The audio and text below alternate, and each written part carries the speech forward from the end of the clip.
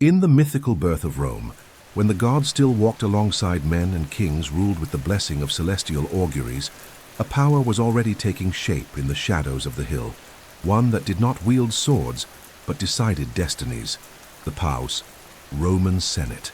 Long before becoming the center of political decisions during the Republic, or the ceremonial plaything of the emperors, the Senate was a cartus, council of elders, men chosen not by popular vote, but by their age, prestige, and lineage. The very word senatus derives from senec, meaning old man, and its literal meaning already bore the mark of time, tradition, and silent authority. It was the body of the most experienced, those who, even without a throne, shaped politics through advice and opinions, concilium, not imperium. The Rome of the kings had no written constitution, but instead a web of customs, precedents, and values that formed the mos maiorum, the customs of the ancestors. Within this system, the Senate was the living embodiment of that tradition. When Romulus, the first king, founded the city, according to legend, in 753 before Christ, he is said to have chosen 100 of the main clan leaders, the patres, to form this council. These patres, or fathers, would give rise to the class of patricians, the original Roman aristocracy. The Senate, therefore, was born not as a representative institution, but as an expression of patriarchal authority, which governed each Roman gens. It was the elders of these families who advised the king, approved ceremonial decisions, and even without explicit legal power, imposed the weight of ancestry on the future. During the 7 legendary reigns, from Romulus to Tarquin the Proud, the Senate fluctuated between support and resistance. The Etruscan kings, especially the last ones, tried to weaken its power, ruling with an iron fist and disregarding the senatorial body. But, ironically, it was this monarchical abuse that strengthened the idea of the Senate as the high guardian of Roman liberty. The expulsion of Tarquin in 509 before Christ, led by Lucius Junius Brutus, was only possible thanks to the support of a rebellious nobility, and the Senate emerged from that moment as the chief protagonist of the new republican order. In other words, the fall of the monarchy did not lead to democracy, but to a senatorial oligarchy, sustained by an ideal of liberty that was confused with the freedom of the nobles to maintain their dominance without a king. The power of the Senate in the monarchy was informal but real. It did not dictate laws but opined on all of them.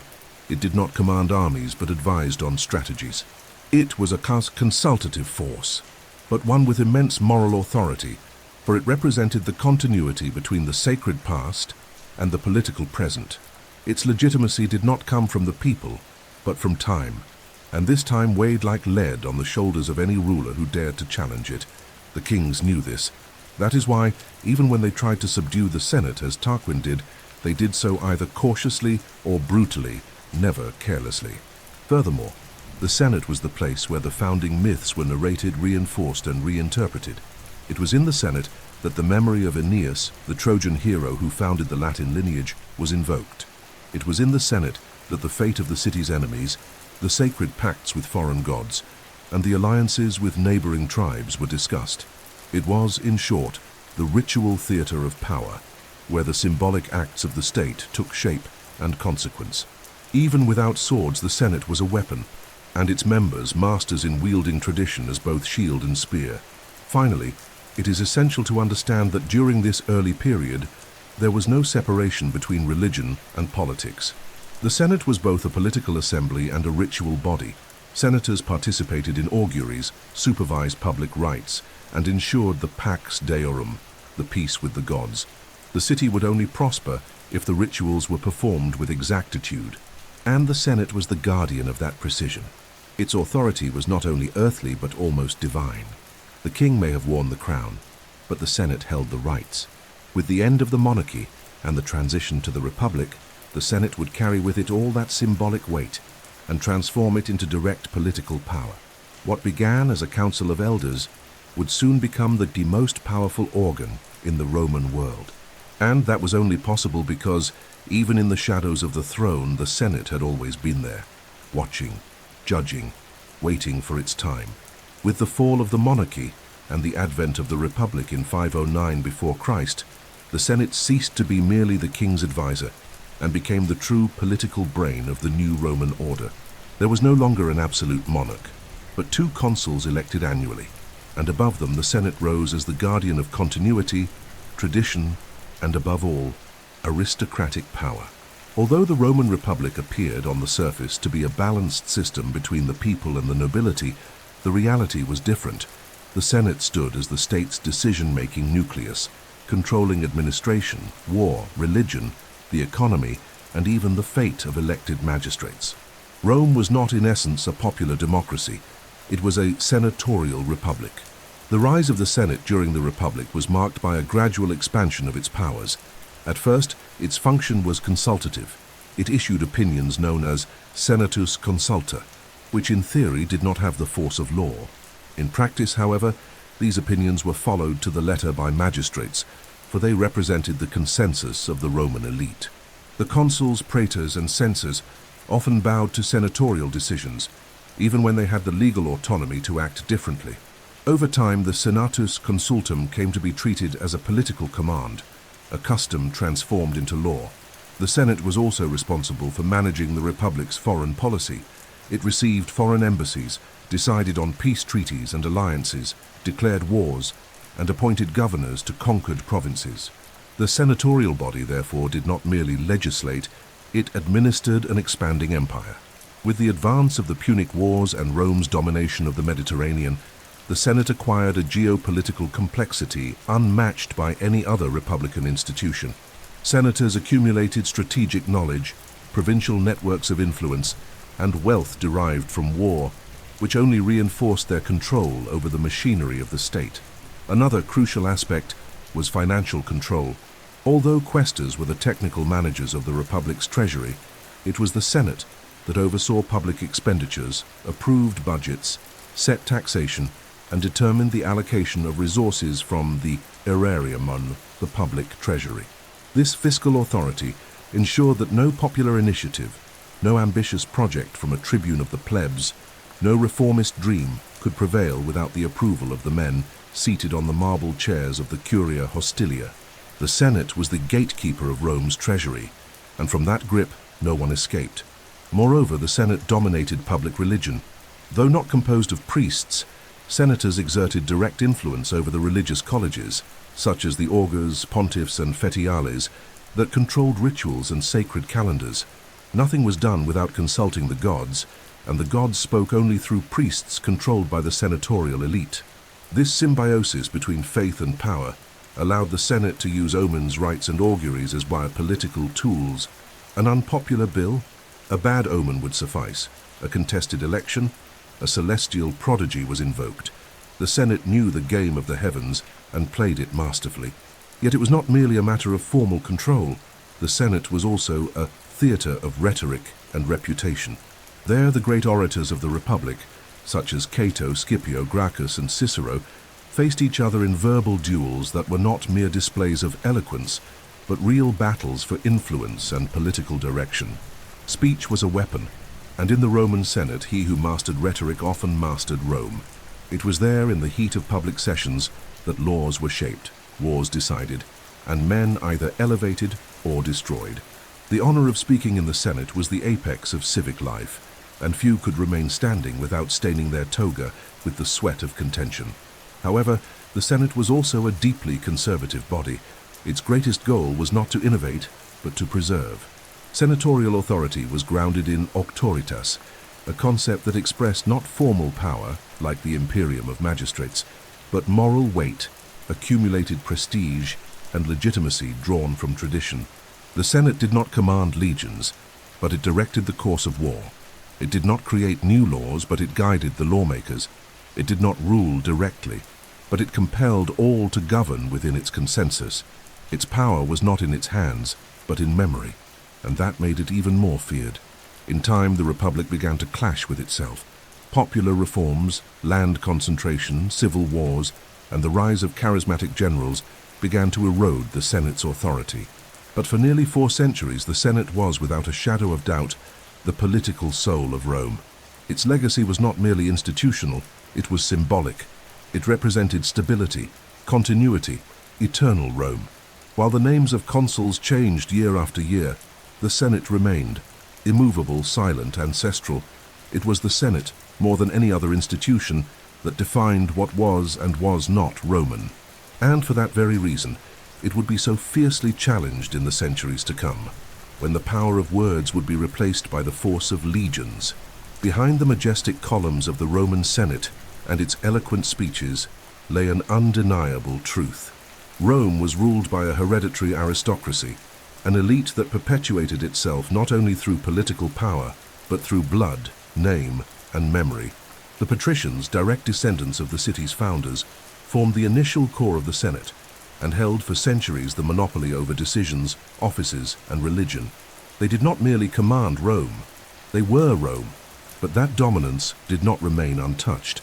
Over time, a new class emerged, the nobilitas, composed of wealthy and rising plebeians who managed to penetrate the closed circle of senatorial power, creating a new oligarchy even more sophisticated and influential.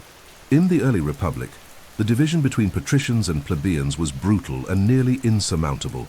Only patricians could become consuls, priests, senators, or hold positions of power. The plebs, even if wealthy or locally influential, were excluded from the upper echelons of government. This exclusion gave rise to one of the longest conflicts in Roman history, the struggle between patricians and plebeians, which spanned more than 2 centuries, from the 5th to the 3rd century before Christ. It was a battle not fought with swords, but with strikes, threats of secession, and intense political negotiations. The plebs demanded access to power, and little by little they achieved it. The great turning point came with the Canulean law, 445 before Christ, which allowed marriage between patricians and plebeians, and later with the Licinian Sextian law, 367 before Christ, which opened the possibility for plebeians to attain the consulship. With these breaches opened, a new social stratum arose, the noble plebeians, those who, though not descendants of the founders, had attained high offices through merit, political alliances, or wealth. These men and their families began to form the tuus nobilitas, a hybrid group that blended ancient blood with new ambition, and gradually the Senate ceased to be exclusively patrician and became an oligarchic club of noble senators, regardless of their initial class origin. But although access to the Senate was in theory open, this did not mean democracy. Quite the opposite. The nobilitas controlled the offices, manipulated elections, dominated the courts, and used family prestige as a currency of influence. With each generation, the sons of nobles repeated the paths of their fathers in the cursus honorum, and the same family names, Scipios, Emili, Fabi, Corneli, Claudi, continued to reign. Having consular ancestry was more valuable than talent. The Senate was not composed of the best, it was composed of the best connected. And the system fed itself. This senatorial aristocracy rested upon 3 pillars: land, clientele, and reputation. Senators possessed vast agricultural estates, often in conquered provinces, worked by slave labor. These lands produced not only wealth, but political autonomy. Clientele, in turn, was a system of dependency in which common citizens became clients of a senator, receiving favors, employment, or protection in exchange for votes and loyalty. And reputation, dignitas, was built through military campaigns, legal victories, public generosity, and memorable oratory. It was a game where fame mattered as much as fortune. Even with a facade of meritocracy, the reality was one of extreme concentration of power. In certain periods, up to 80% of consulships were held by the same 10 or 12 families. Republican elections became a mere formality, as alliances among senatorial gentes ensured that results remained within the expected circle. Roman politics, therefore, was a monarchy disguised as a republic, where the people voted, but the elite decided. However, this aristocracy also faced internal tensions, rivalries between families, disputes for military glory, and ideological conflicts between conservatives, optimates, and reformists, populares, created constant fractures within the senatorial bloc. The oldest patricians despised the newly ennobled plebeians. The new rich sought to impose their will through populist generosity, and some dared to question the entire system, as the Gracchus brothers would later do. The nobilitas, though powerful, was not homogeneous. It was a permanent battlefield between tradition and ambition. Even so, during the Republican period, the patricians and the nobilitas represented the most solid foundation of Roman power. Even in the face of revolts, civil wars, invasions, and reforms, the Senate, composed of these families, maintained its authority. It was the symbol of stability. But in truth, that stability was an illusion sustained by exclusion and inequality. When generals like Marius, Sulla, Caesar, and finally Augustus rose on the horizon, promising to break with the privileges of the nobility, the Senate discovered that its castle was built on sand. The structure of the aristocracy, built over centuries, would be put to the test, and in many cases swept away. What remains is the lesson. The Senate was not merely a body of the state. It was the institutional embodiment of the Roman elite. And that elite, no matter how often it changed faces, never relinquished control. In the end, the names changed, but power, almost always, remained in the same hands. No man in Rome was born a senator. To be patrician, noble, or wealthy was not enough. One had to conquer the sacred ladder of Roman politics, known as the cursus honorum, the course of honors. This expression was not merely a metaphor for social advancement, it was a rigid and consecrated sequence of public offices, through which the Roman citizen was expected to ascend, step by step, under the vigilant gaze of both Senate and people, until reaching the pinnacle of political prestige. Each rung required not only ability, but alliances, reputation, oratory, charisma, and above all the appearance of virtue. For in Rome, power was never granted. It was won through sweat, blood, and strategy. The cursus honorum was formally established in the 3rd century before Christ, though its practice had long been solidified by tradition. Its structure was fixed.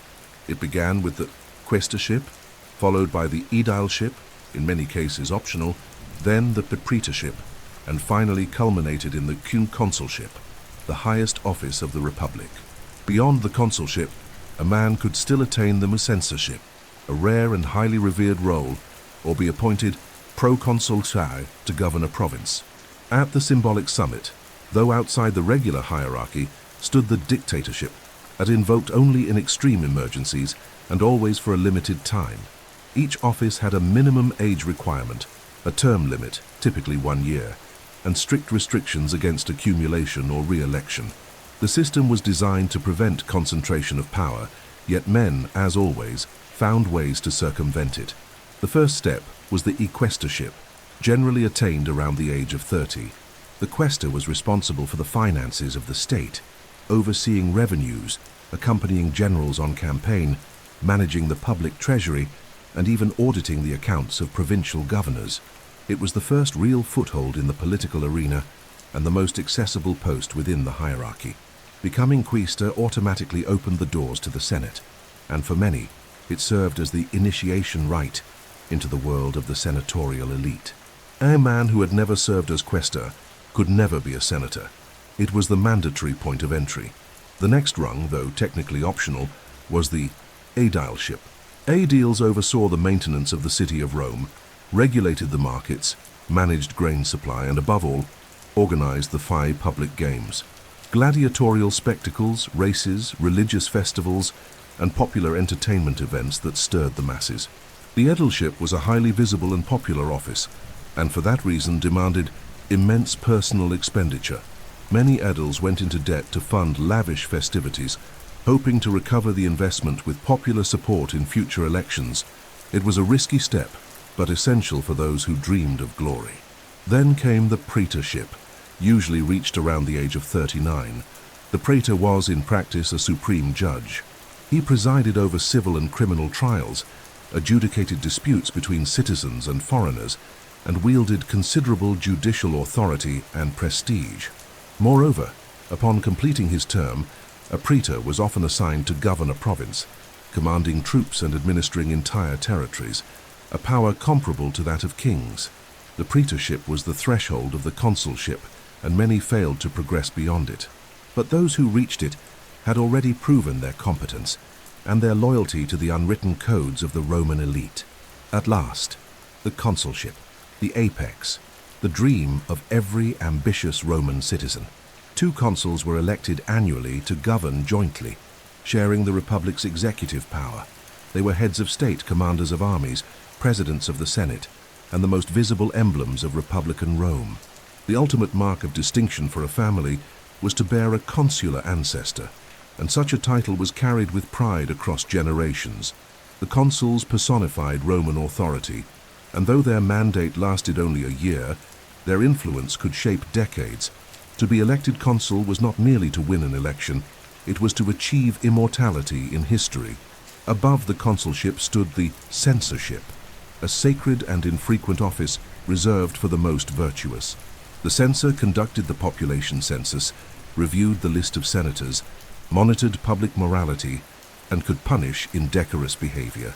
He was the guardian of customs, a judge of the Republic's very soul.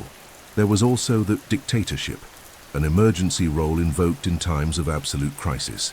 The dictator was appointed by the Senate and granted absolute powers for up to 6 months. It was the extreme exception that confirmed the rule of limited power. Sulla and Caesar were dictators, and with them the Republic itself faltered. It is crucial to understand that the cursus honorum was not a path for just anyone. It demanded personal wealth, family support, political alliances, sharp rhetoric, and mastery of the Roman patronage game. The people voted, but decisions were made behind the scenes. Promises, veiled bribes, costly campaigns, and character attacks on opponents were common. Roman politics, though formally regulated, was a constant battlefield, where the best did not always win, but the shrewdest almost always survived. Even so, the cursus honorum embodied the Roman ideal of aristocratic meritocracy, a ladder for the ambitious but with steps carved by tradition. It brought order to competition, disciplined the elite, and filtered those aspiring to power. Many reached the consulship after years of effort, war, setbacks, and rebuilding.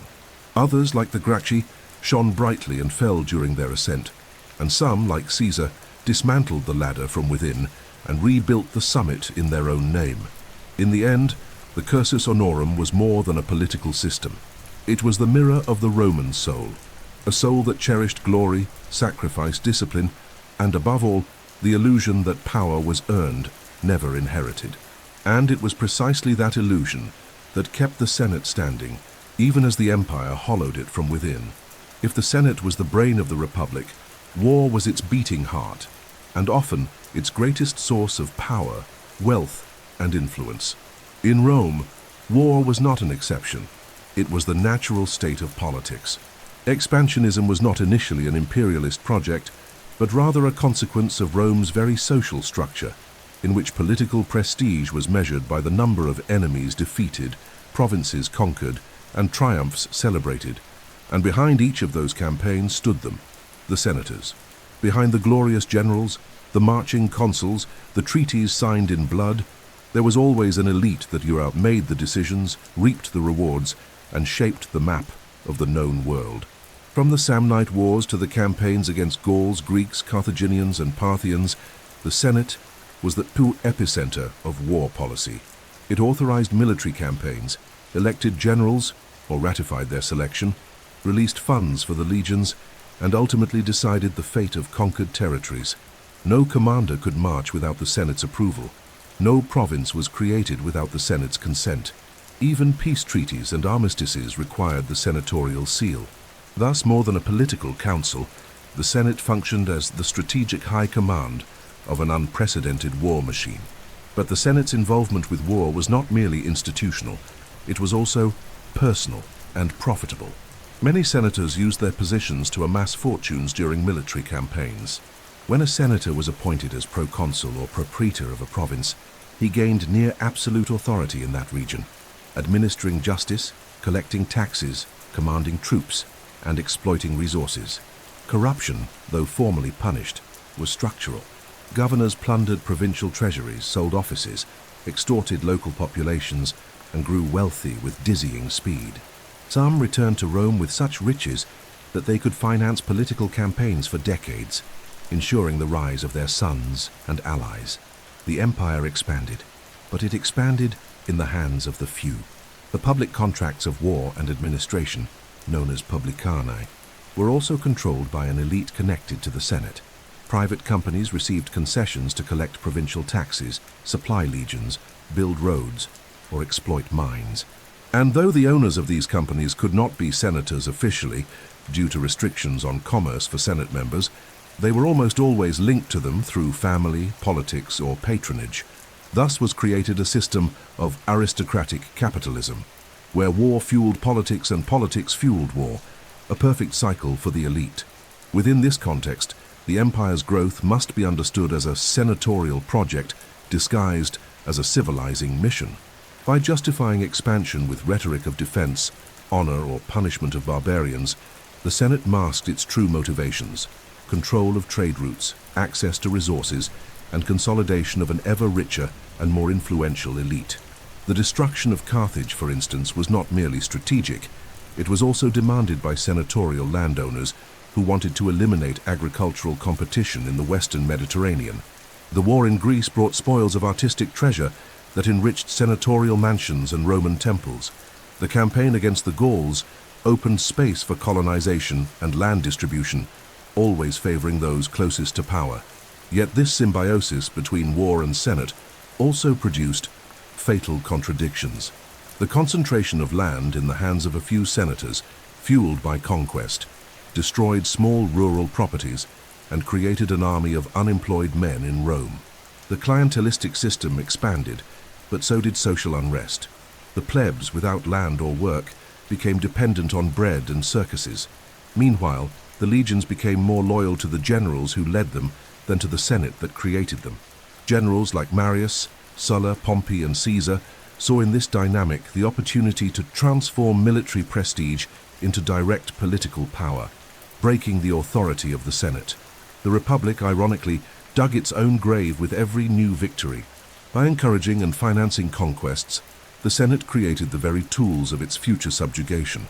By appointing corrupt governors, it lost provincial support. By concentrating wealth among the few, it provoked internal revolts. And by trying to restrain ambitious generals, it ended up being crushed by them.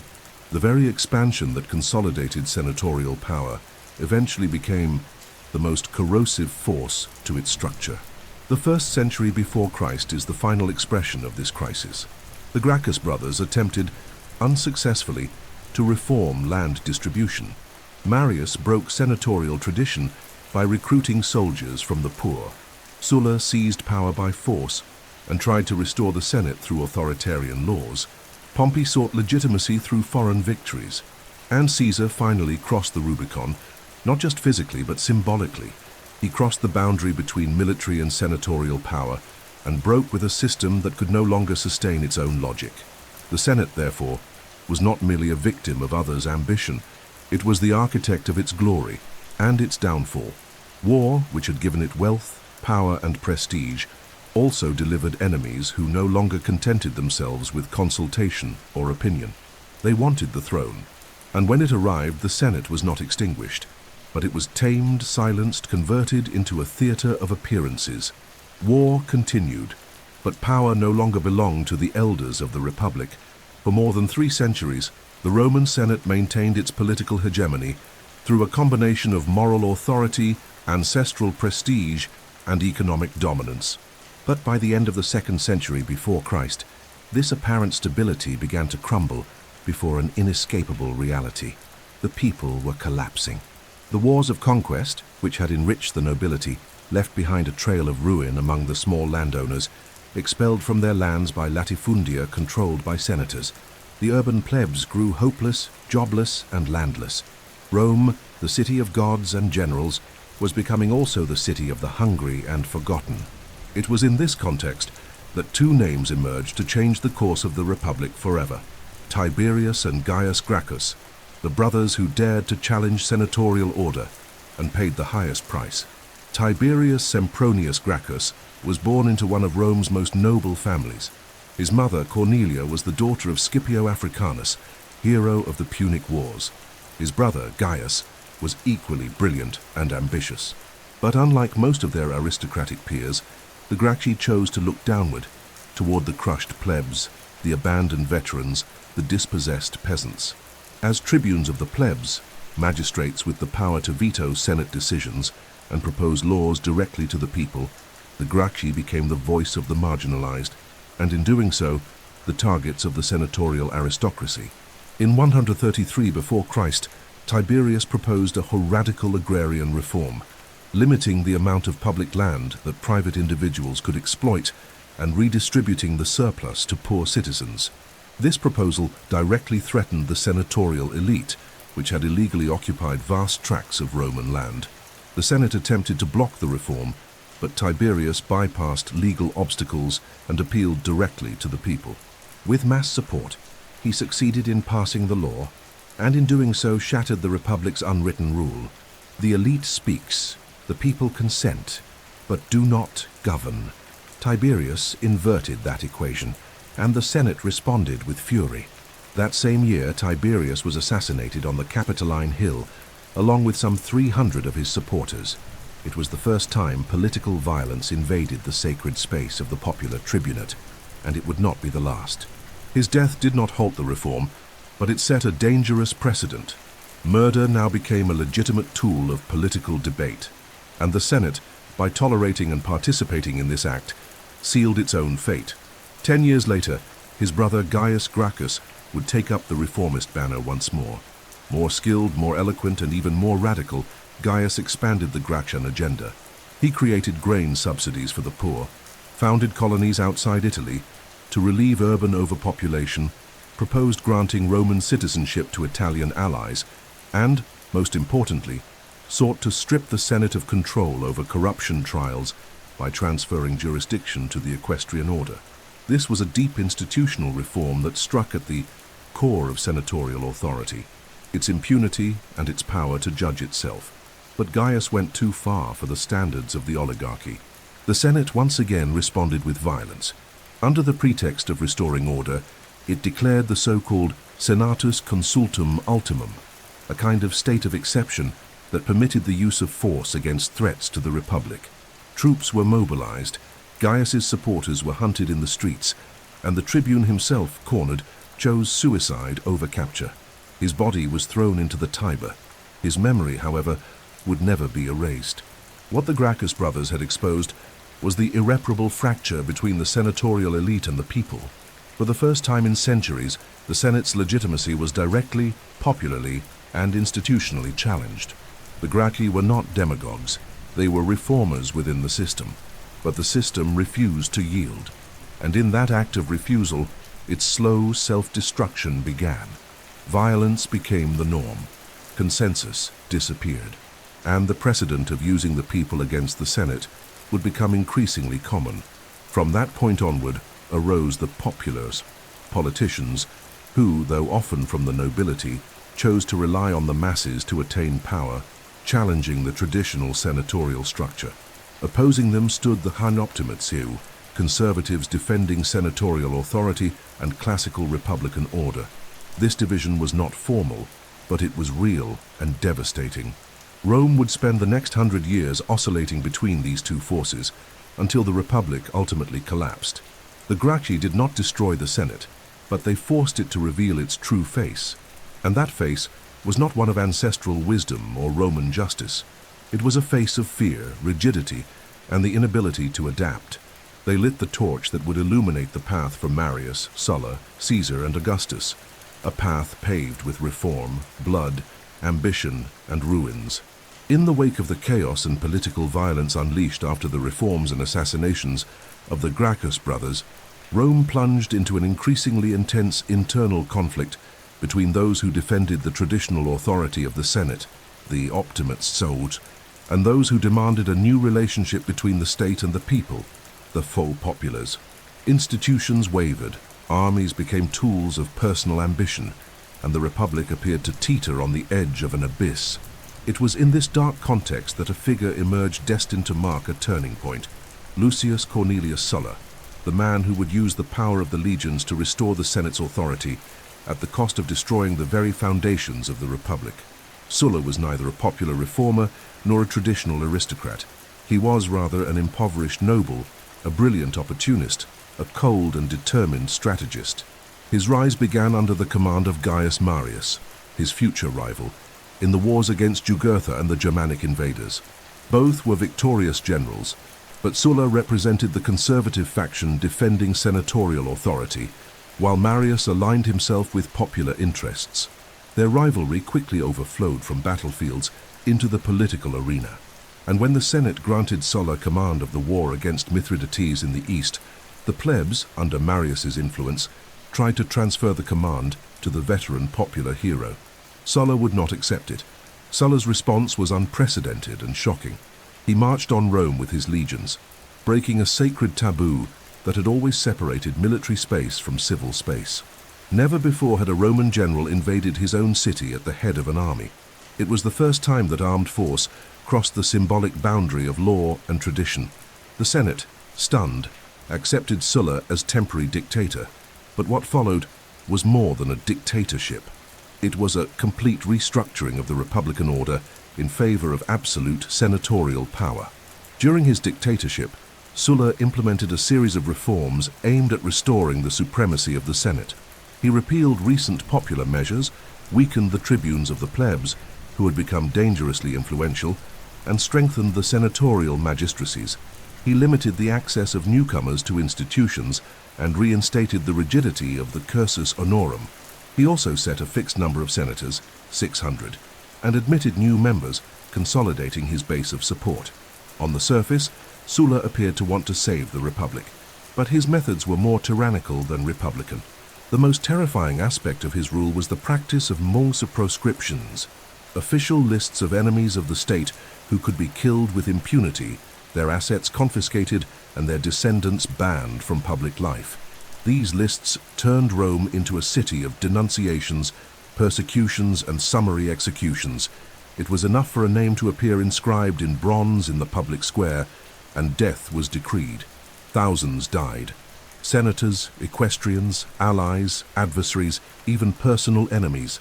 The Senate, which ought to have represented reason and law, became complicit in a bloodbath, applauding the political purge that would restore its authority. In the end, Sulla voluntarily renounced his dictatorship and withdrew from public life, an unusual gesture that puzzled his contemporaries. He died in his villa far from the capital he had stained with blood. But his legacy was ambiguous. On the one hand, he had indeed managed to restore temporarily the Senate's power, strengthening its institutions, reconfiguring the magistracies, and silencing the populares. On the other hand, by using military force to achieve this goal, he had established an even more dangerous precedent. That force was legitimate when wielded in the name of order. The Senate, seemingly reinvigorated by Sulla's dictatorship, appeared at first to have regained its former glory. But in truth, it was more vulnerable than ever. By allying itself with terror, it had forfeited moral legitimacy. By excluding the tribunes from the political game, it had planted the seeds of resentment. And by accepting that generals could interfere directly in the city's fate without punishment, it had opened the door to something even greater, the rise of men who would not merely march on Rome, but would take it for themselves. Sulla's reforms did not endure. Shortly after his death, the powers of the tribunes were restored, the restrictions on the cursus honorum were lifted, and the populares returned to the political scene with renewed strength.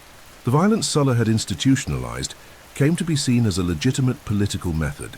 The armies became personal property, and the Senate, once the center of power, became a hostage to a logic it had helped create. The dictatorship that was meant to preserve the Republic served only to hasten its decomposition. Sulla tried to save the Senate from popular threats, but in doing so he killed the Republic in the process, delivering the first mortal blow to a body that was already silently bleeding. The dictatorship of Sulla had ended, but the seeds of destruction had been sown. The exceptional powers, the bloody proscriptions, the militarization of politics, and the disdain for institutional conciliation had left irreversible scars on the Republic. The Senate, formally strengthened, was morally weakened. The people, increasingly dependent on bread and spectacle, longed for strong leaders, and the generals, now aware that loyal armies meant real power, looked upon Rome not as the home of law, but as an atrophy to be seized. It was in this setting that the most brilliant and dangerous figure in Roman history emerged, Gaius Julius Caesar, general, statesman, writer, reformer, and above all, our supreme challenger to senatorial authority. Caesar was noble, but not rich. Ambitious yet patient. Trained in both oratory and military arts, he wielded with mastery every tool of Roman politics: alliances, promises, corruption, populism, and the glory of war. He began his career as Pontifex Maximus, then became aedile, praetor, and finally consul. But it was in the Gallic campaigns that he became a living legend. For nearly a decade, Caesar waged war against the Celtic peoples, defeating entire tribes, subjugating vast territories, and earning fame, wealth, and the most dangerous political asset of all, the unconditional loyalty of his legions. While Caesar conquered the north, the Senate in Rome watched with growing unease. He was not only winning, he was narrating his own victories. His works, commentaries on the Gallic War, circulated as literary propaganda throughout the city. He was admired, feared, envied, and above all, unpredictable. The Senate, dominated by the optimates, especially figures such as Cicero and Cato the Younger, demanded that Caesar disband his army and return as a private citizen at the end of his proconsular term. But Caesar knew what awaited him: accusations, trials, political exile, or ruin. To refuse was to confront. To obey was to vanish. Caesar did not hesitate. In 49 before Christ, by crossing the Rubicon River, with his 10th legion, Caesar committed an act forbidden by law. He entered Italy at the head of armed troops. The phrase attributed to him in that moment, "The die is cast," marked the beginning of the most decisive civil war in Roman history. The Senate fled the capital. Pompey, his former ally and now rival, gathered forces to oppose him. But Caesar was relentless. He marched on Rome, seized control without bloodshed, and launched a swift military campaign against his enemies. Within a few years, he had defeated Pompey, pursued exiled senators, conquered Egypt, allied himself with Cleopatra, and returned as absolute victor. But Caesar did not merely seek victory, he sought reform. During his brief rule, he enacted a series of measures that struck at the heart of senatorial power. He increased the number of senators, diluting their influence, granted citizenship to provincial allies, redistributed land, restructured the calendar, reduced debt, and attempted to establish a new imperial order. He appointed loyalists to magistracies, weakened the tribune's power, and assumed, for life, the role of dictator. Formally, the Senate still existed, but it had become mica papita, a shadow theater surrounding a single man. For many, Caesar had gone too far. Even among his former allies, such as Brutus and Cassius, the conviction grew that his tyranny had to be ended. On March 15th, 44 before Christ, the Ides of March, Caesar was surrounded and assassinated in the Senate itself, stabbed 23 times by conspirators who believed they were saving the Republic. But what they truly killed was not the tyrant.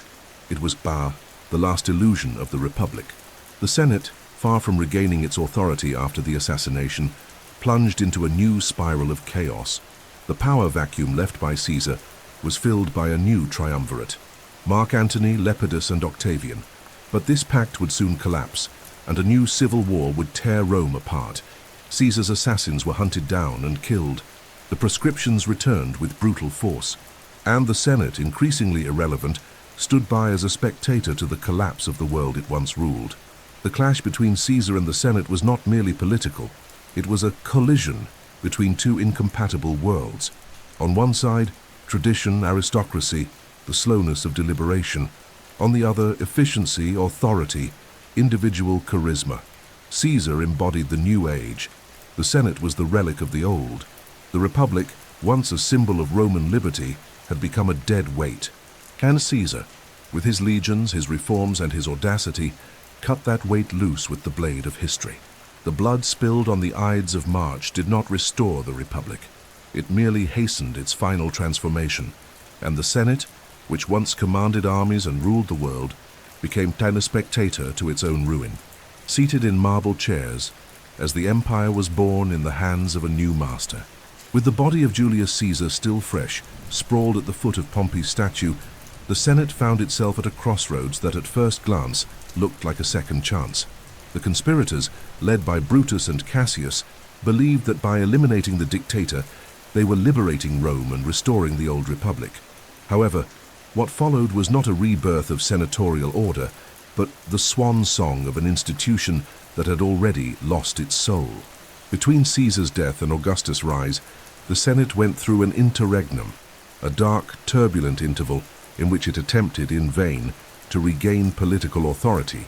But the times had changed, and Rome no longer belonged to the elders of the Republic. It belonged to the warlords.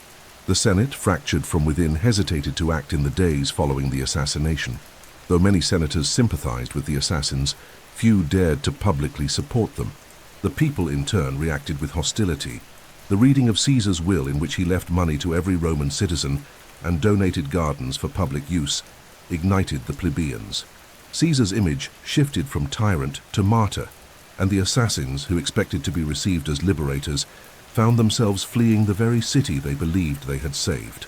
It was in this power vacuum that three decisive figures emerged: Mark Antony, Caesar's right-hand man and consul that year; Gaius Octavius, Caesar's grandnephew and adopted heir; and Marcus Aemilius Lepidus, commander of the legions stationed in Cisalpine Gaul.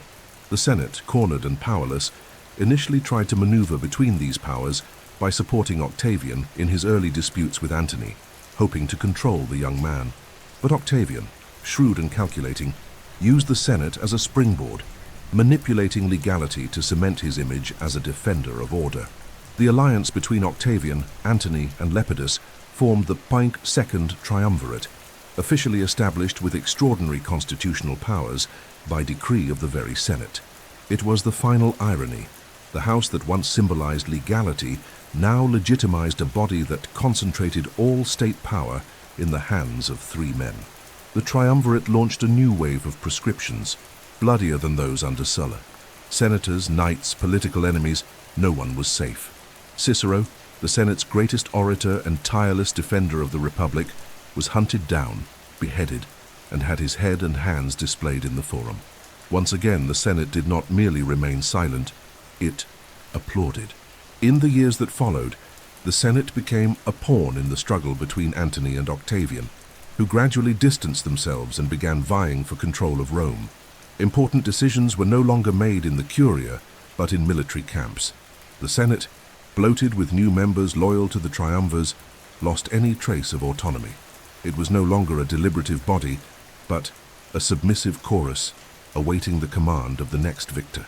The civil war between Octavian and Antony would reach its climax at the Battle of Actium in 31 before Christ, when Octavian defeated Antony and Cleopatra's fleet, ending the last vestige of resistance to his absolute power.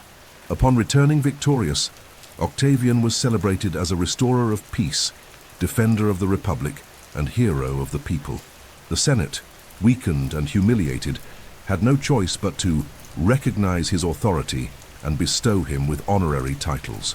In 27 before Christ, the Senate proclaimed him Praetor, Augustus Hipparchos as the Venerable One, marking the symbolic birth of the empire. But Augustus was subtle. Unlike Caesar, he did not proclaim himself king nor hoard all offices. Instead, he built a facade of legality. He preserved republican institutions while holding absolute control behind the scenes. The Senate continued to exist, to pass laws, to bestow honors, but every decision was preordained before being debated. Real authority lay with Augustus, who held proconsular imperium, command of the legions, the title of Prince of the Senate, Princeps Senatus, and tribunician power.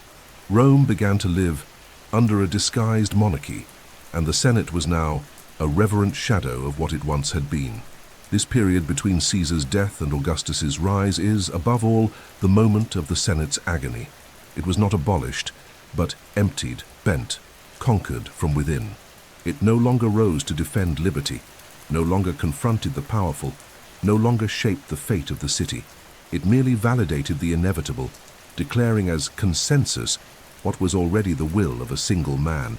This was the swan song of the Roman Senate, a lament not screamed, but murmured in hallways where once wars and alliances were decided, a faint echo of a time when words carried weight and votes changed the destiny of entire peoples. Now only protocols remained, rehearsed speeches, forced acclamations. The Republic was dead, and the Senate, though still standing, was already nothing more than its mausoleum. When the young Octavian became Augustus in 27 before Christ, Rome did not merely gain a new ruler, it gained a new political system. Wrapped in old words, the Republic, though formally preserved, was completely subverted. The Senate, once master of war and peace, now knelt before the princeps, the first citizen.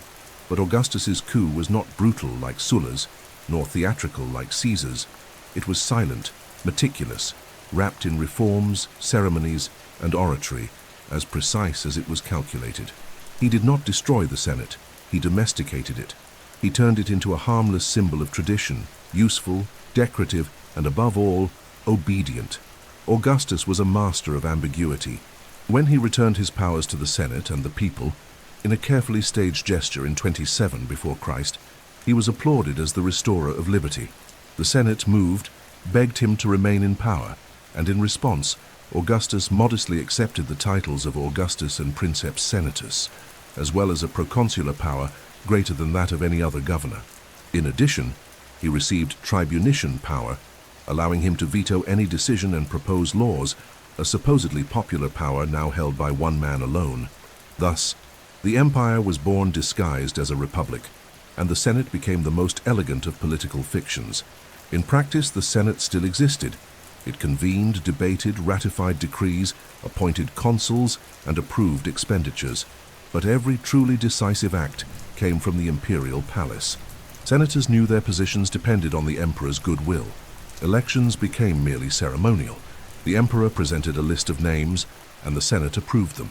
Magistrates, even when elected, governed under direct supervision, and any resistance was punished with exclusion, exile, or death. Senatorial freedom had been converted into theater of obedience. Augustus also reformed the senatorial body itself. He reduced the number of members from about 1,000 to 600 and imposed stricter criteria of wealth, morality, and conduct. Those who failed to meet the minimum required fortune, about 1 million sesterces, were excluded. Many newly rich plebeians were admitted, while old impoverished families were removed. The result was a Senate more cohesive, more docile, and more willing to endorse the new regime. Imperial auctoritas replaced the Senate's collective auctoritas, and the Roman aristocracy, which once prided itself on its independence, now competed for proximity to the throne. Even so, Augustus understood the symbolic value of the Senate. He kept it functioning, cared for its image, restored public buildings, honored ancestral traditions, and placed senators at the center of imperial ceremonies. The Senate continued to grant honors, celebrate triumphs, and register decisions in the Acta Senatus. But all this occurred under the emperor's shadow. The Senate had become the institutional soul of a body, already submitted to the new god of Roman politics, absolute personal power. During Augustus's reign, there was stability, growth, and order. The provinces were reorganized. The more pacified ones were given to senatorial administration, while the more dangerous ones, with stationed legions, remained under the emperor's direct control. It was a symbolic division. To the Senate, the honor; to the emperor, the power. But everyone knew this separation was only a mask. Senatorial governors owed their appointments to imperial approval. Taxes went to the central treasury, and soldiers obeyed the princeps, not the Senate. The republican structure remained standing, but the engine driving it was different. Even so, many senators believed they lived in a new kind of balance. The instability of the previous decades had left deep scars. Augustus's peace, the so-called Pax Romana, felt like relief. Many preferred the silence of submission to the bloody freedom of civil war. And Augustus, with his ability to shape public opinion, made the empire seem like a natural continuation of the republic, not its negation. In this scenario, the Senate became a clapping chorus for the imperial performance, preserving appearances, maintaining traditions, and occasionally proposing laws, so long as they did not contradict the will of the princeps. In time, Augustus's model would be replicated by the emperors who followed, each adjusting the Senate's role to their interests. But none would ever return real power to the Curia as it had in the Republic. Augustus did not kill the Senate. He turned it into a symbolic institution, revered in public and emptied in private. The elders still wore their togas, still met on the sacred hill, still debated with erudition. But everyone knew the empire had begun, and the Senate was now merely the noble reflection of an irreversible past. After the death of Augustus in 14th, after Christ, the Roman Empire continued to expand, but the position of the Senate became increasingly paradoxical, honored in words, ignored in deeds. The relationship between emperors and the Senate would, in the centuries that followed, be marked by a latent tension between ceremonial reverence and political submission. Some emperors made efforts to maintain a veneer of collegiality, inviting senators to meetings, respecting formalities, and preserving the appearance of shared governance. Others, on the contrary, treated the Senate as a useless appendage, or worse, as an enemy. Ambiguity became the rule.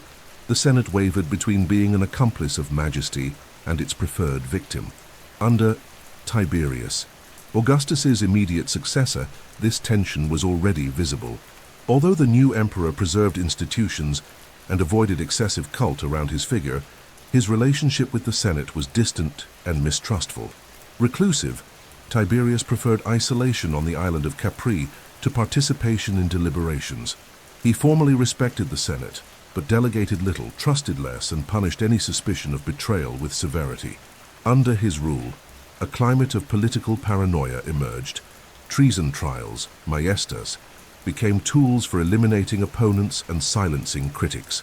The Senate, cornered, ceased to compete for power, and instead competed for the most efficient demonstration of servile loyalty. With the rise of Caligula, the relationship devolved into madness.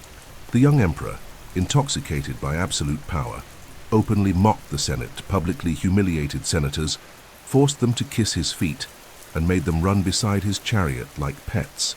In an act that would become legendary, Caligula allegedly promised to appoint his horse Incitatus as consul, a gesture that not only mocked the Roman elite, but exposed the utter uselessness of its institutions. The Senate, in silence, accepted every insult, every eccentricity, every outrage, for it no longer had the strength to resist, only the fear of perishing. The reign of Claudius, though more rational, also reinforced the Senate's practical irrelevance. Claudius implemented significant administrative reforms, expanded provincial participation in imperial politics, but governed through his freedmen and bureaucrats, not through senators. Nevertheless, he sought to maintain a respectful relationship with the traditional aristocracy, appointing senators, listening to their opinions, rehabilitating proscribed families. It was an attempt to reconnect the empire with its republican roots, but the damage was already done. The Senate had become a non-binding advisory body, a passive audience for decisions made in the palace. Under Nero's ambiguity turned into tragedy. Initially popular and culturally engaged, Nero gradually descended into a reign marked by political persecution, mental instability, and arbitrary executions of senators. Many were condemned for plotting, others merely for arousing suspicion. The Senate, far from reacting, legitimized the murders with unanimous votes. Even when Nero killed his own mother and set Rome ablaze, the senators praised him publicly. Silence ensured safety. Flattery ensured survival. But Roman political momentum was volatile. After Nero's suicide, Rome plunged into the chaos of the so-called Year of the Four Emperors, 69 AD, when rival generals vied for the throne with the support of their legions. During this period, the Senate tried to regain relevance, but once again was overpowered by military forces. The empire belonged to the generals, not the city's elders. Imperial acclamation now took place first in army camps. The Senate merely ratified decisions already made by the sword. However, with the rise of the High Flavian and Antonine dynasties, the Senate regained a degree of symbolic prestige. Emperors like Vespasian, Trajan, Hadrian, and Marcus Aurelius maintained cordial relations with senators, promoted reforms, encouraged debate, and expanded the Senate with members of provincial origin. The Senate regained a measure of dignity, but always within the boundaries set by imperial authority. Trajan, in particular, was praised for ruling like a prince and living like a citizen. Yet even this model was conditional. The emperor consulted the Senate, but decided alone. Over time, the relationship between Senate and emperor became almost theatrical. Senators delivered grand speeches, voted motions unanimously, and offered formal tributes. Emperors reciprocated with praise, honorary appointments, monuments, and banquets. But real decisions, military, fiscal, administrative, were made by a close circle of advisors, generals, and bureaucrats, beyond the reach of the white togas of the Palatine Hill. Ambiguity crystallized into norm. The Senate was necessary to uphold the fiction of institutional continuity, but its practical utility was minimal. The Roman aristocracy had become a decorative elite, no longer governing but occupying positions of social, religious, and cultural influence.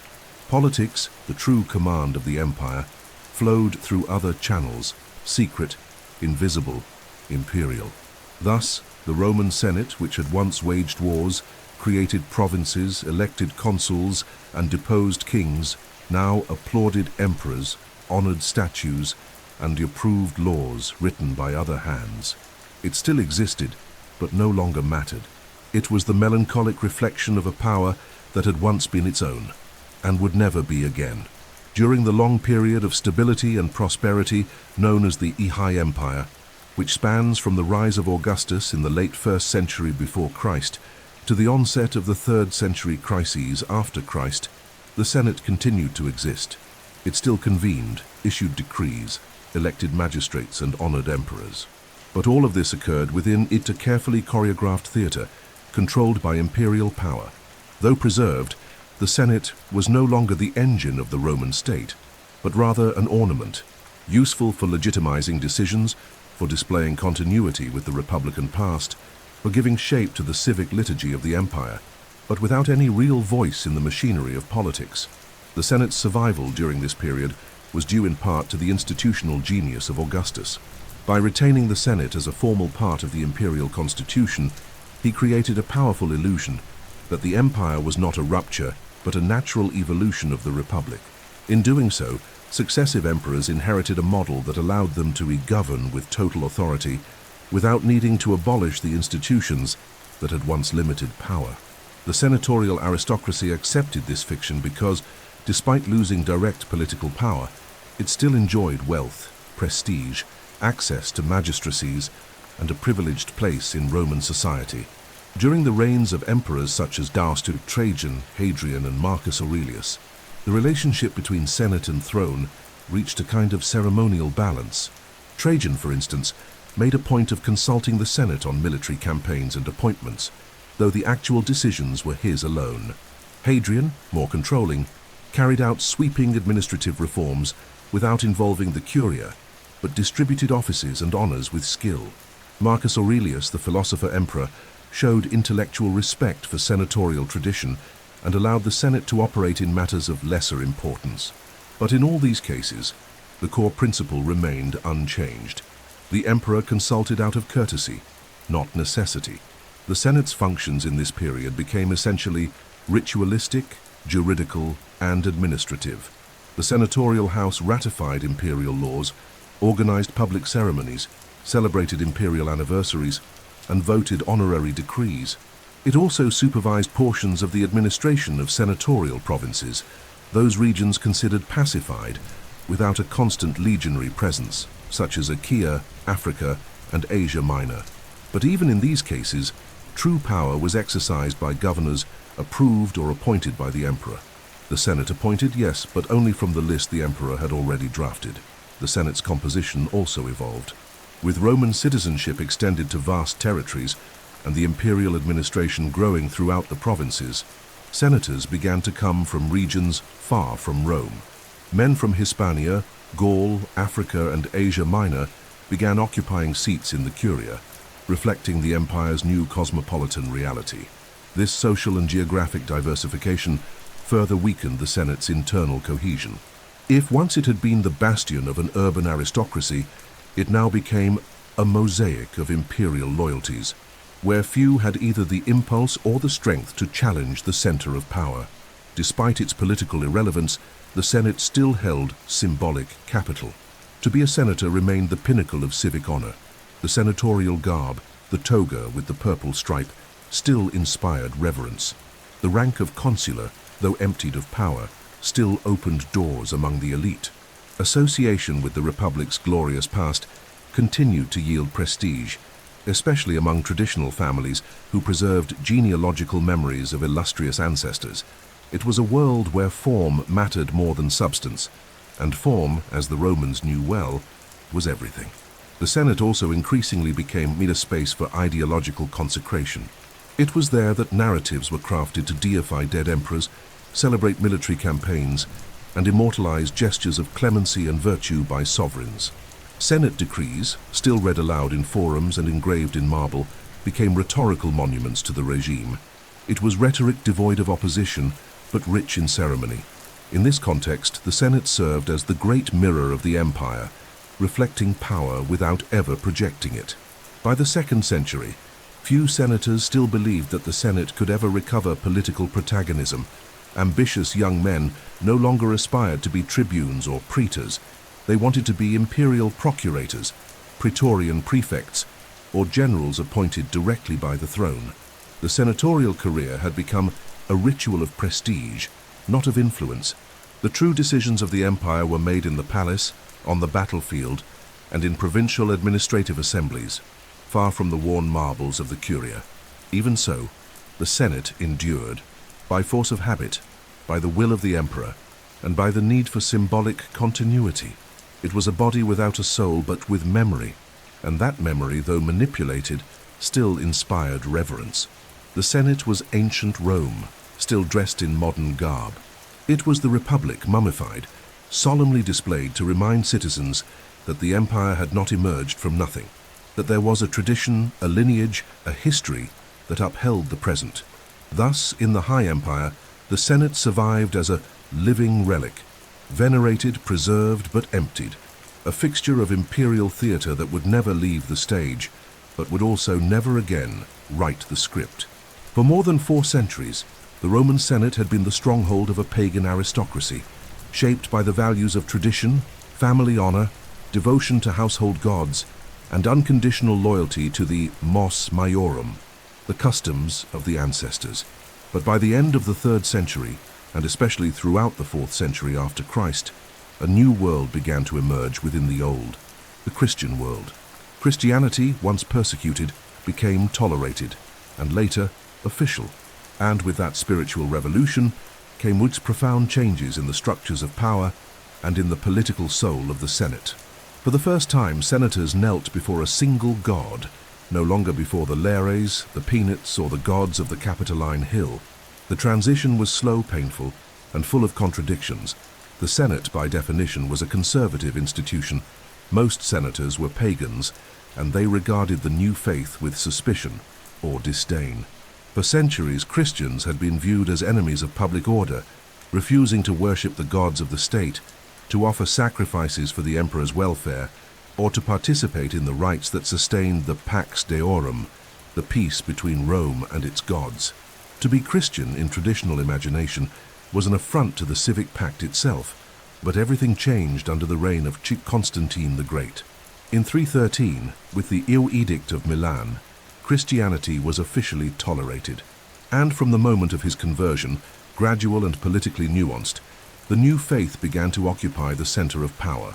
The church gained property, legal privileges, and moral influence.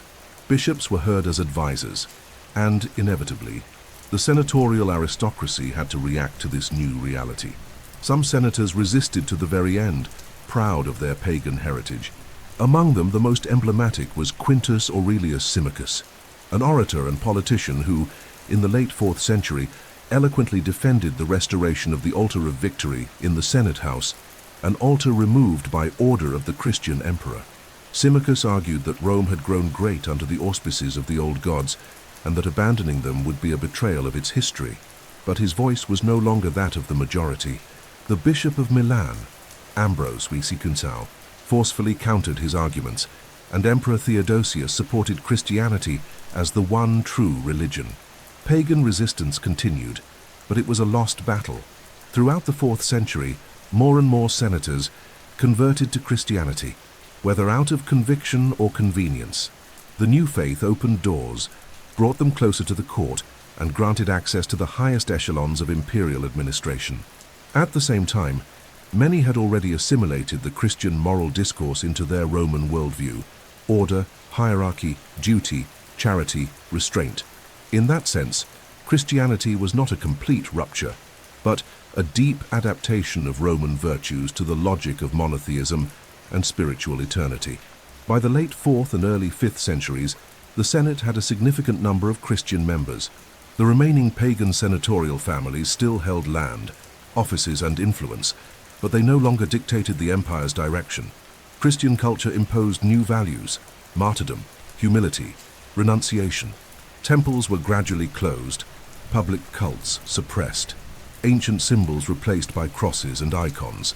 The city of Rome itself, once the beating heart of Latin paganism, became filled with churches, basilicas, relics, and pilgrims. In this new world, the Senate still existed, but with a new language, a new soul, and new expectations. Many Christian senators began to sponsor religious buildings, fund charitable works, and convert their estates into monasteries. The Senate's symbolic role was being reshaped to align with the Christian narrative of moral authority and public service. Prestige no longer came from military triumphs, but from generosity to the poor, patronage of churches, and public piety. The toga gave way to the silence of prayer, yet this transition also revealed the institution's profound fragility. Conversion to Christianity did not strengthen the Senate. It only postponed its definitive collapse. Christian emperors, though respectful of its form, no longer needed its approval. Power had shifted eastward to Constantinople, where a new Senate created by Constantine now shared, symbolically, the political legacy of the old. The Senate of Rome became a double reliquary of a pagan past and of a republic that lived only in marble inscriptions and in prayers for an eternal Rome that no longer existed. Ultimately, the Christianization of the Senate was more than a religious change. It was the confirmation of its transformation into a symbol, not a political force. The Senate had once been the temple of republican reason, of just war, of immortal rhetoric. Now it was a choir of aristocrats murmuring psalms between columns that had once heard Cato's debate, Cicero's fury, Brutus's courage. It was the same building, but more, a different faith, a different voice, a different age. At the beginning of the 4th century after Christ, the foundation of Constantinople, by order of Emperor Constantine, radically shifted the axis of the Roman world. For the first time since Romulus, Rome ceased to be the undisputed center of imperial power. A new capital emerged in the east, strategically located between Europe and Asia, between the Mediterranean and the Black Sea, designed to be a new Rome, not only in urban planning and architecture, but also in political structure and symbolic prestige. And with this new city came a new Senate, provoking the unprecedented coexistence of two senatorial bodies: the old one, rooted in the past of the Republic, and the new one, shaped by the logic of the Christian Eastern Empire. Constantine, aware of political symbolism, knew that it was not enough to found a city with palaces, churches, and walls. It was also necessary to create a local ruling class with Roman legitimacy. Thus, he established a new senatorial curia in Constantinople, composed initially of members of the Eastern aristocracy and of citizens elevated by merit or imperial decree. This Eastern Senate was not a mere simulacrum. It had consultative functions, took part in official ceremonies, and formed the civil elite of the new capital. But unlike the Roman Senate, which carried centuries of history and republican glory, the Senate of Constantinople was born under the shadow of the throne and would never dare confront it. The emergence of a second curia provoked tensions, rivalries, and inevitable comparisons. The Senate of Rome, already weakened politically and economically, now saw its prestige being contested. The Western senatorial aristocracy still clung to its heroic past, to the memory of Scipio, Caesar, and Cicero. But times had changed. With imperial power shifting eastward, major decisions were now made in Constantinople. The emperor resided there. The army took its orders from there. High administrative posts were filled by literate and loyal Easterners. The Senate of Rome, which was not dead, but was increasingly irrelevant. Even so, the Western Senate did not disappear. During the 4th century, It remained responsible for major public works, religious ceremonies, commemorative coinage, and monumental inscriptions. It maintained its prestige in culture, literature, artistic patronage, and religion. Some Roman senators were even elevated to honorary consulships and maintained extensive influence across Western territories. But all this was a lingering shadow, not a renaissance. While Constantinople flourished as the new seat of imperial power, Rome became a city of monuments, memory, and martyrs. The Eastern Senate, in turn, prospered within the highly hierarchical structure of the Byzantine Empire. Senators in Constantinople formed a functional aristocracy, often drawn from the bureaucracy, with little or no connection to the ancient Roman nobility. They bore not the illustrious names of old, but honorific titles conferred by the court, clarissimi, spectabiles, illustres. It was an administrative nobility, loyal to the emperor, religious, and increasingly distant from the republican ideal that still echoed among the ruins of the Roman Forum. The Senate of Constantinople was an organ of consensus, never of opposition. The coexistence of these two senates revealed more than ever the cultural and political division within the Roman world. The West clung to the past, to tradition, to classical Latin identity. The East moved toward the future, shaped by Christianity, the Greek language, a centralized court, and a more abstract, less civic spirituality. The Senate of Rome was a functioning museum, that of Constantinople, a tool of pragmatic and ceremonial government. Both survived and barikinse. They lived in distinct worlds. Over time, the gap between them became unbridgeable. The fall of the Western Roman Empire in 476 AD, marked by the deposition of the last emperor, Romulus Augustulus, also signaled the final political eclipse of the Roman Senate. The Senate would still linger for a few more decades. Some sources mention activity into the reign of the Gothic king Theodoric, and even under later Byzantine rule. But with no Western emperor, no legions, and no real function, the Senate became a ghostly body, meeting from time to time merely to preserve a facade of institutional continuity. In Constantinople, however, the Senate endured for centuries. Even stripped of legislative initiative, it remained a pillar of Byzantine imperial ceremony, a training ground for bureaucratic prestige, a symbol of reinterpreted Roman continuity in the Greek Christian world. The Eastern Senate would survive, with interruptions and transformations, until the 12th century. When it fell, no one listened to it anymore, not even the emperors. The birth of the Senate of Constantinople and the decline of the Roman Senate reveal the inevitable fate of political institutions that refuse to evolve. They are either reformed or replaced. The Roman Senate survived for nearly 1,000 years because it knew how to adapt, but its essence, rooted in republican civic virtue, found no space in an autocratic and Christian empire. The Senate of Constantinople, on the other hand, was born already adapted, shaped by the new world. But it paid the price of submission. It would never possess the brilliance, the myth, or the power of its Western counterpart. The Roman Senate, which for centuries had been the political engine of an empire, did not vanish with a bang, but with a whisper. It was not destroyed in battle, nor abolished by any single dramatic decree. It died slowly, like a forgotten flame, smothered by time. Barbarian invasions, imperial reforms, and the cultural transformation of the Western world. Its fall was so gradual that many didn't even realize it had already occurred.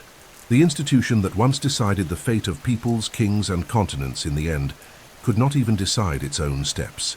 After the deposition of Romulus Augustulus in 476 AD by the barbarian chieftain Odoacer, the Roman Senate technically continued to exist. Rome was no longer the imperial capital. That role had long since shifted to Ravenna, a more defensible location. But the Eternal City remained the symbolic center of Latinity, and the Senate still met occasionally, issued pronouncements, and sent embassies. Odoacer, and later Theodoric, the Ostrogothic king who ruled Italy under Byzantine authority, respected the institution as a symbol. They allowed it to exist, sponsored its ceremonies, and even granted it prestige as a means to gain legitimacy among Roman Italians. During the reign of Theodoric, 493 to 526, the Senate experienced a brief ceremonial revival. Theodoric maintained a respectful relationship with Roman culture, promoted coexistence between Goths and Romans, restored buildings, and protected the senatorial elite.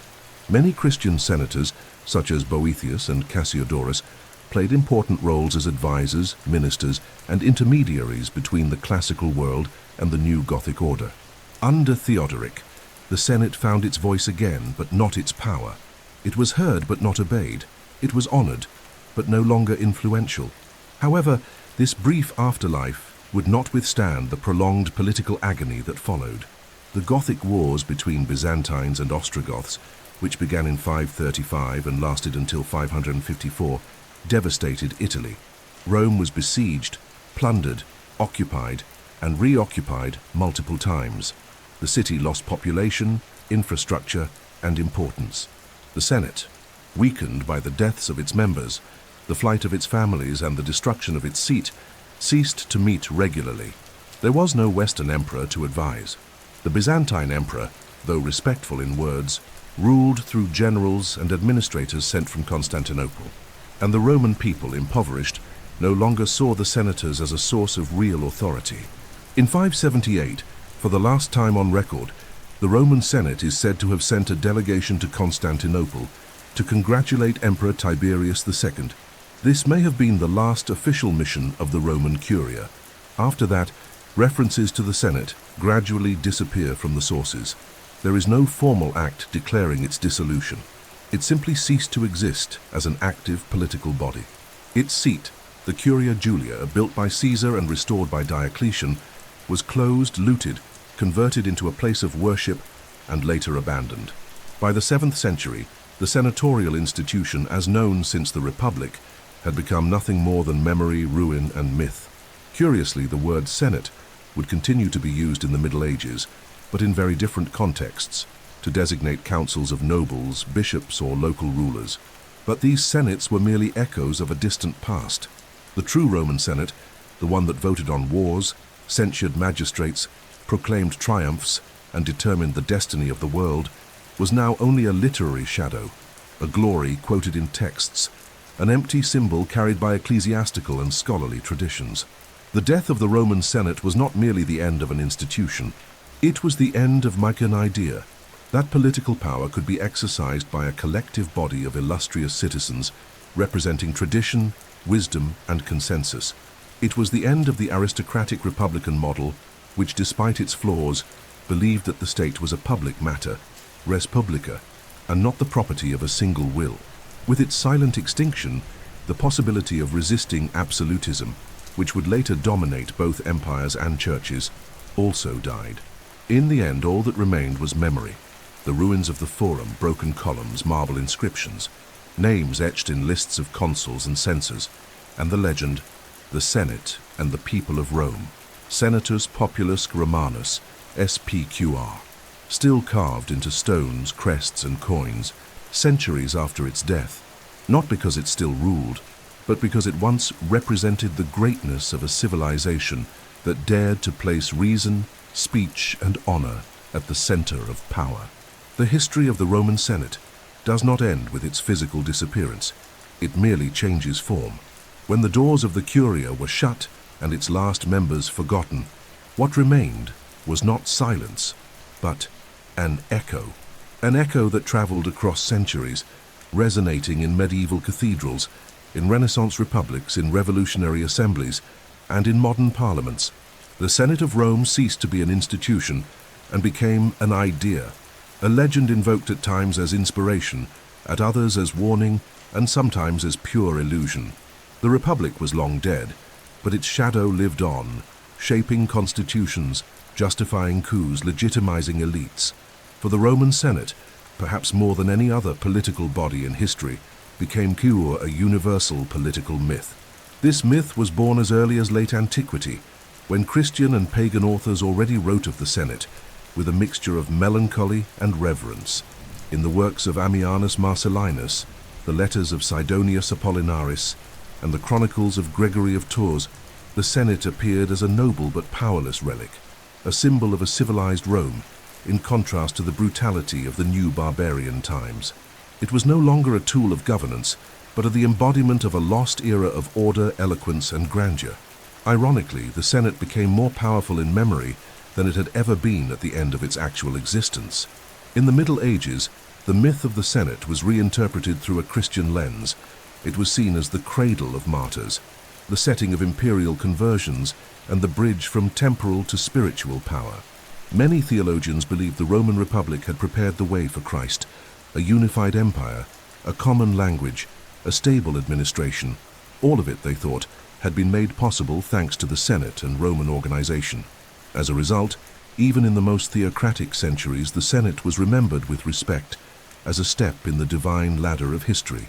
But it was during the Renaissance that the senatorial myth reached its political zenith. Humanists such as Petrarch, Machiavelli, and Guicciardini returned avidly to the texts of Livy, Cicero, and Tacitus. They studied the workings of the Republic, the cursus honorum, the powers of the consuls, the virtues of the Roman elite. Inspired by the Senate, they founded municipal councils, oligarchic republics, and constitutional models. In Florence, Venice, and Genoa, deliberative institutions emerged that self-identified as heirs to senatorial tradition. The Senate was no longer just a relic of the past. It had become utter legitimization of the present. In the modern era, with the Enlightenment and the revolutions of the 18th century, the Senate was evoked even more powerfully. The founders of the United States, like John Adams and Thomas Jefferson, studied Roman history and drew directly from it to structure their bicameral system.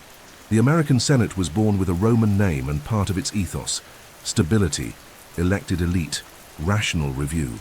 During the French Revolution, fiery speeches invoked Brutus, Cicero, Cato, the senators who had resisted tyranny. But, as always, history was more complex than the quotes suggested, for the myth of the Senate also carried convenient lies. The Roman Senate was not, for most of its existence, a defender of liberty, but rather a bastion of aristocratic privilege, conservative, violent, and often indifferent to the people's suffering. The reforms that could have saved the Republic were stifled by it. Tribunes were murdered, generals betrayed, proposals vetoed in the name of tradition, all part of the senatorial machinery. To celebrate only its eloquence and reason is to forget its pacts with oppression, its alliances of convenience, its role in sustaining an unequal society. Still, that myth was necessary. In a world in flux, invoking the Roman Senate was a way of claiming continuity, learning, and legitimacy. Kings, dictators, parliamentarians, and mayors referenced the Senate in speeches, named institutions after it, and forged coats of arms with the initials SPQR. Even authoritarian regimes, such as Italian fascism, tried to appropriate the senatorial symbol to justify a new empire. It was the ultimate proof that the most enduring ruins are not made of stone, but of ideas. Today, the Roman Senate governs nothing, but it remains present. It's in the coat of arms of the city of Rome. It's inscribed on the facades of Italian public buildings. It's in school curricula, in law academies, in the marble columns of Brasilia and Washington. It lives in political speeches that speak of republic, balance of power, and the common good. And it lives, above all, in what defines it most, in the persistent illusion that it is possible to gather a body of just, wise, and virtuous men to decide the fate of a nation. It is a myth. It is a model. It is at times a lie, but it is also a remembrance that, in some remote time, a city dared to trust the council of elders more than the cries of kings, and that such a gesture, fragile, flawed, yet revolutionary, was enough to shape the world we live in. As we travel through over 1,000 years of Roman Senate history, from the legendary days of Romulus to its slow extinction in the mists of late antiquity, we are forced to confront not only the facts, but the reflection of something greater, power itself. Because the Senate, more than a political institution, was for centuries the mirror through which Rome beheld itself, and in it saw reflected its virtues, its vices, its fears, its ambitions, and its failures. By understanding the Senate, we understand Rome, and by understanding Rome we might also understand the limits and illusions of our own democracies, republics, and parliaments. The Senate was born from mistrust. It was the council of elders, of sages, of founders, summoned to moderate the impulses of kings, to preserve ancestral memory, to serve as an ancient restraint against the whims of the moment. In its origin, It was not an instrument of popular participation. It was a bastion of the patrician elite, who spoke in the name of reason but decided in the name of lineage. And yet, that model, with all its limitations, was revolutionary, because it placed at the heart of politics deliberation, not just force, the word, the council, time. In the Republic, the Senate became the heart of the state.